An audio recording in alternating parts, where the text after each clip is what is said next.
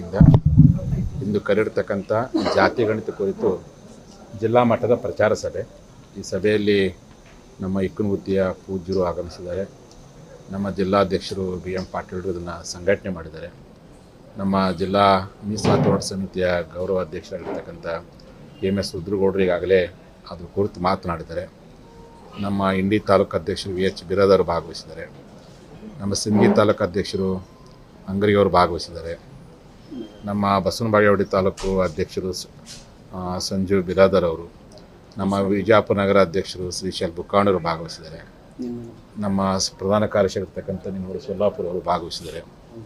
ಮತ್ತು MT ಪಾಟೀಲರು, ನಮ್ಮ ತಿಕೋಟ ಪಂಚಮಸಾಲಿ ಸಮಾಜದ ಅಧ್ಯಕ್ಷರಾಗಿರ್ತಕ್ಕಂಥ MT ಪಾಟೀಲರು, ನಮ್ಮ ಮಾಧ್ಯಮ ವಕ್ತಾರಾಗಿರ್ತಕ್ಕಂಥ ನಮ್ಮ ದಾನೇಶ್ ಔಟಿಯವರು. ನಿರ್ಭೀತ, ನಿಷ್ಪಕ್ಷಪಾತ, ವಿಶ್ವಾಸಾರ್ಹ ಸುದ್ದಿಗಳಿಗೆ ಮತ್ತೊಂದು ಹೆಸರಾಗಿರೋ News18 ಕನ್ನಡ ಈಗ ಆಪ್ನಲ್ಲೂ ಲಭ್ಯ ಇದೆ.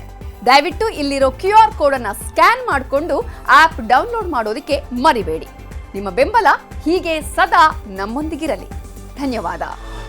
ಮತ್ತು ಅನೇಕರು ಈಗಾಗಲೇ ನಮ್ಮ ಅನೇಕ ಮುಖಂಡರು ಇಲ್ಲಿ ಬಂದ್ದಾರೆ. ಒಬ್ಬರು ಹೆಸರು ಮತ್ತು ನಮ್ಮ ಅಡ್ವೊಕೇಟ್ ಪರಿಷತ್ತಿನ ಶ್ರೀಶೈಲ್ ಮುಳಜಿಯವರು ಮೊದಲು ಮಾಡಿಕೊಂಡು ಎಲ್ಲರೂ ಸಹ ಈ ಒಂದು ಪ್ರಚಾರ ಸಭೆಯಲ್ಲಿ ಭಾಗವಹಿಸ್ತಾರೆ. ಅವರೆಲ್ಲರಿಗೂ ನಾನು ಶರಣು. ಈಗಾಗಲೇ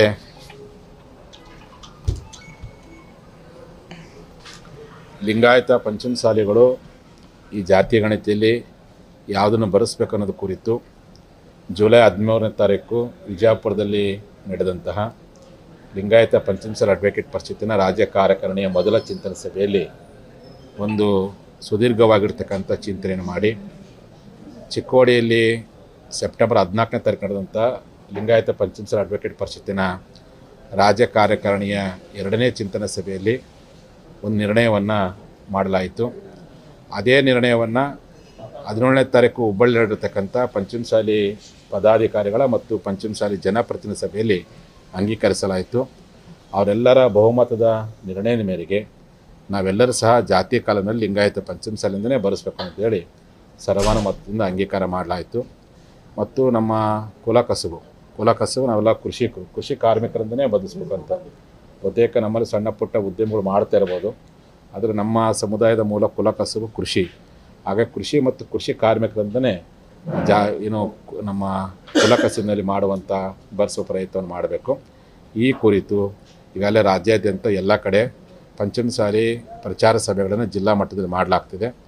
ನಿನ್ನೆ ತಾಳಿಕೋಟೆಯಲ್ಲಿ ಅದಕ್ಕೆ ಚಾಲನೆ ಕೊಟ್ಟು ಇವತ್ತು 4 ವಾರದಲ್ಲಿ ಅದಕ್ಕೆ ಪೂಜೆ ಸಲ್ಲಿಸಿ ವಿಜಯಪುರದಲ್ಲಿ ಸಭೆ ಮಾಡಿದ್ವಿ. ಇದಾದ ನಂತರ ಎಲ್ಲ ಜಿಲ್ಲೆಗಳಲ್ಲಿ ಪ್ರಚಾರ ಸಭೆಗಳನ್ನು ಮಾಡಿ ಜನರಲ್ಲಿ ಜಾಗೃತಿ ಮೂಡಿಸೋ ಕೆಲಸವನ್ನು ಮಾಡಲಾಗ್ತದೆ. ಆ ಕಾರಣಕ್ಕೋಸ್ಕರವಾಗಿ ಎಲ್ಲ ಲಿಂಗಾಯತ ಪಂಚಮಸಾಲಿಗಳು ಜಾತಿ ಗಣಿತದಲ್ಲಿ ನೀವೆಲ್ಲರೂ ಕಡ್ಡಾಯವಾಗಿ ಲಿಂಗಾಯತ ಪಂಚಮಸಾಲಿ ಅಂತೇಳಿ ಬರೆಸಬೇಕು. ಮತ್ತು ಧರ್ಮದ ಕಾಲದಲ್ಲಿ ನಮ್ಮ ಮೀಸಲಾತಿ ಹೋರಾಟಕ್ಕೆ ಯಾವುದೇ ತೊಂದರೆ ಆಗಬಾರ್ದು ಅನ್ನೋ ಕಾರಣಕ್ಕೋಸ್ಕರವಾಗಿ ಹಿಂದೂ ಅನ್ನುವಂಥ ಶಬ್ದವನ್ನು ಬರೆಸಬೇಕು ಅಂತೇಳಿ ಈಗಾಗಲೇ ಸರ್ವಾನುಮತದಿಂದ ಬಹುಮತದ ಆಧಾರದ ಮೇಲೆ ಆ ನಿರ್ಣಯಕ್ಕೆ ಬಂದಲಾಗಿದೆ. ಅದನ್ನು ತಾವೆಲ್ಲರೂ ಪಾಲಿಸಬೇಕು ಅಂತೇಳಿ ಈ ಒಂದು ಮಾಧ್ಯಮಗೋಷ್ಠಿಯ ಮೂಲಕವಾಗಿ ವಿಜಯಪುರ ಜಿಲ್ಲೆಯ ಸಮಾಜ ಬಾಂಧವರ ಮೂಲಕವಾಗಿ ನಾನು ಮನವಿ ಮಾಡ್ಕೊಳ್ತೀನಿ. ಶರಣಾರ್ಥಿ.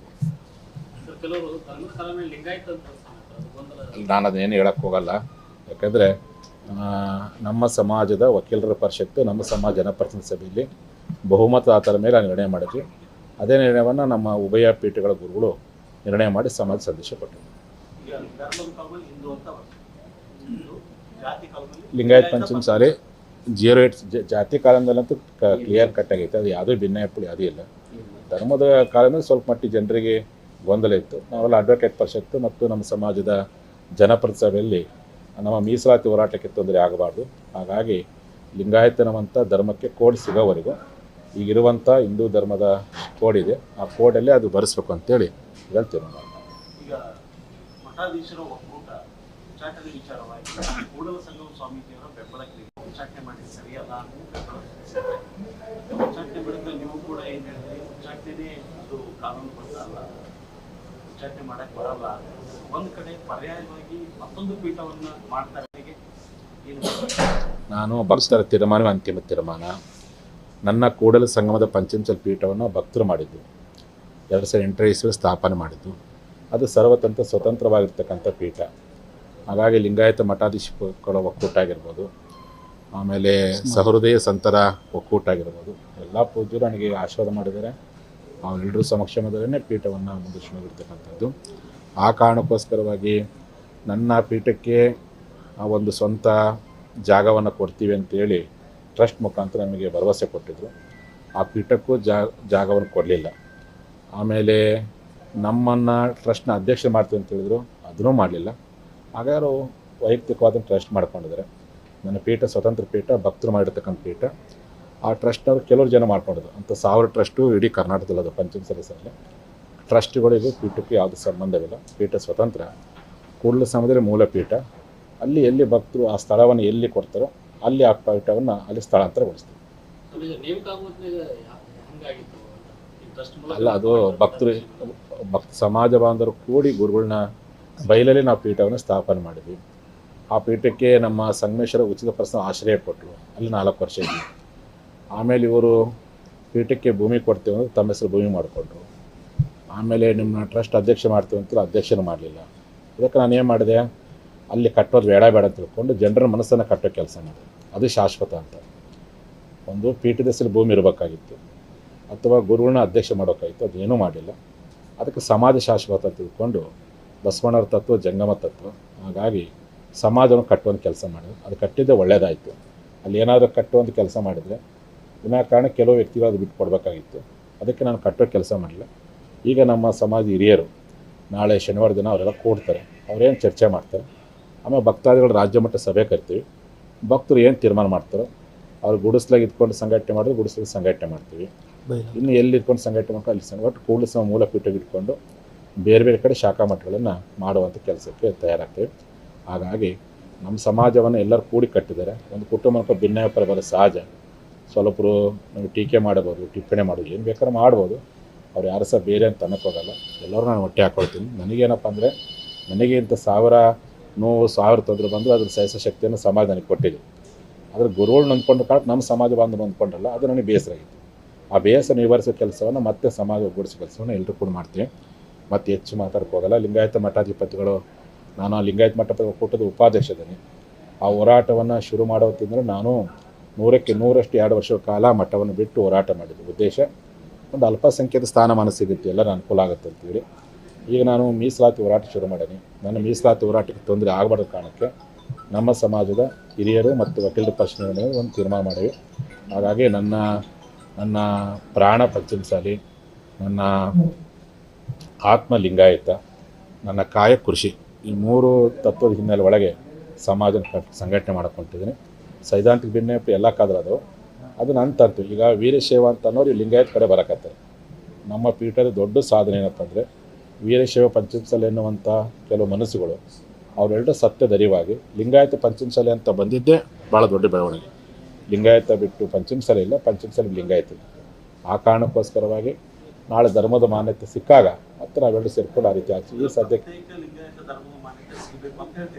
ಅಲ್ಲ, ಆ ಮಾನ್ಯತೆ ಸಿಕ್ಕಿಲ್ಲ. ಈಗ ಸಿಗದೇ ಇರೋ ಕಾರಣಕ್ಕೆ ಅನಿವಾರ್ಯವಾಗಿ ನಮ್ಮ ಮೀಸಲಾತಿ ಹೋರಾಟ ಸುಪ್ರೀಂ ಕೋರ್ಟ್ನಲ್ಲಿದೆಯಲ್ಲ, ಅದು ರಿಜೆಕ್ಟ್ ಆಗಬಾರ್ದು, ಮಧ್ಯಂತರವರೆಗೆ ರಿಜೆಕ್ಟ್ ಆಗಬಾರ್ದು ಕಾರಣಕ್ಕೆ ನಾವೆಲ್ಲರೂ ಸಹ ಯಾವ ರೀತಿಯಾಗಿ ಲಿಂಗಾಯತ ಒಳಪಂಗಡಗಳು ಹಿಂದೂ ಹೆಸರಲ್ಲಿ ಮೀಸಲಾತಿ ಪಡ್ಕೊಳಕತ್ತೇವೆ. ಹಿಂದೂ ಗಾಣಿಗ, ಹಿಂದೂ ಬಣಜಿಗ, ಹಿಂದೂ ಸಾಧಾರ ಅಂತೇಳಿ. ಹಾಗೆ ನಮ್ಮ ಮೀಸಲಾತಿ ಹೋರಾಟಕ್ಕೆ ತೊಂದರೆ ಆಗಬಾರ್ದು ಕಾರಣಕ್ಕೆ ಈಗ ಅದೇ ಧರ್ಮದ ಕೆಳಗಡೆ ಮೀಸಲಾತಿ ಕೇಳಿದ್ವಿ ನಾವು. ಆ ತೊಂದರೆ ಆಗಬಾರ್ದು ಕಾರಣಕ್ಕೆ ನಾವು ಆ ವಿಚಾರ ಮಾಡಿದ್ವಿ. ಅಲ್ಲ, ಈಗ ಫಸ್ಟ್ ಹಿರಿಯರ ಸಭೆ ಮಾಡ್ತಾರೆ ಅವರು. ಮೋಸ್ಟ್ಲಿ ಶನಿವಾರ ಮಾಡ್ತಾವೆ ಅಂದರೆ ಅಲ್ಲೊಂದು ಚರ್ಚೆ ಮಾಡ್ಕೊಂಡು ರಾಜ್ಯ ಮಟ್ಟ ಸಭೆಯನ್ನು ಎಲ್ಲ ಭಕ್ತರಿಗೆ ಅನುಕೂಲ ಆಗುವಂಥ ಸ್ಥಳ ಅಲ್ಲಿ ನೋಡ್ಕೊಂಡು ರಾಜ್ಯ ಮಟ್ಟ ಸಭೆ ಕರ್ಕೊಂಡು ಭಕ್ತರ ತೀರ್ಮಾನ ಅಂತಿಮ ತೀರ್ಮಾನ ಭಕ್ತರ ಅದಕ್ಕೆ ಮಾಡ್ತೀನಿ. ಯಾರ ಬಗ್ಗೆ ಟೀಕೆ ಟಿಪ್ಪಣಿ ಮಾಡೋ ಸಭೆ ಸಿಗುತ್ತಿಲ್ಲ. ಮುಂದಿನ ವಿಚಾರ ನಮ್ಮ ಜಿಲ್ಲಾಧ್ಯಕ್ಷರು ಮತ್ತು ಗೌರವಾಧ್ಯಕ್ಷರು ಮಾತಾಡ್ತಾರೆ. ಅದು ನಾನು ಮಾತಾಡೋಕ್ಕಾಗಲ್ಲ.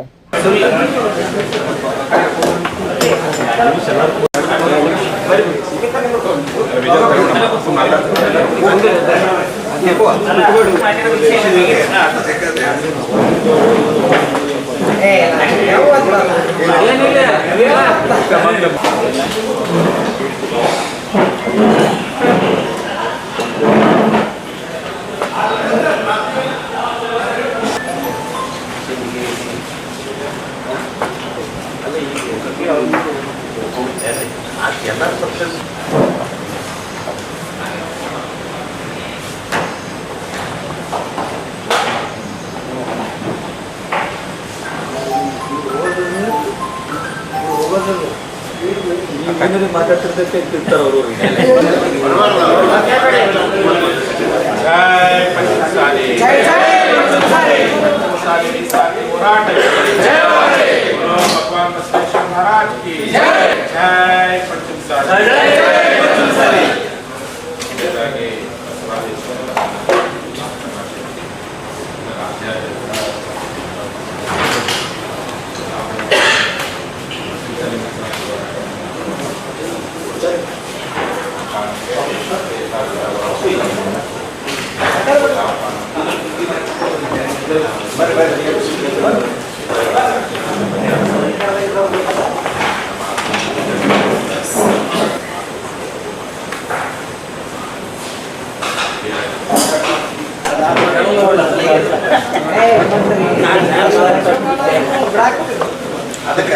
ನಿರ್ಭೀತ, ನಿಷ್ಪಕ್ಷಪಾತ, ವಿಶ್ವಾಸಾರ್ಹ ಸುದ್ದಿಗಳಿಗೆ ಮತ್ತೊಂದು ಹೆಸರಾಗಿರುವ ನ್ಯೂಸ್ 18 ಕನ್ನಡ ಈಗ ಆಪ್ನಲ್ಲೂ ಲಭ್ಯವಿದೆ. ದಯವಿಟ್ಟು ಇಲ್ಲಿರುವ QR ಕೋಡ್ ಸ್ಕ್ಯಾನ್ ಮಾಡಿಕೊಂಡು ಆಪ್ ಡೌನ್ಲೋಡ್ ಮಾಡೋದಕ್ಕೆ ಮರಿಬೇಡಿ. ನಿಮ್ಮ ಬೆಂಬಲ ಹೀಗೆ ಸದಾ ನಮ್ಮೊಂದಿಗಿರಲಿ. ಧನ್ಯವಾದ.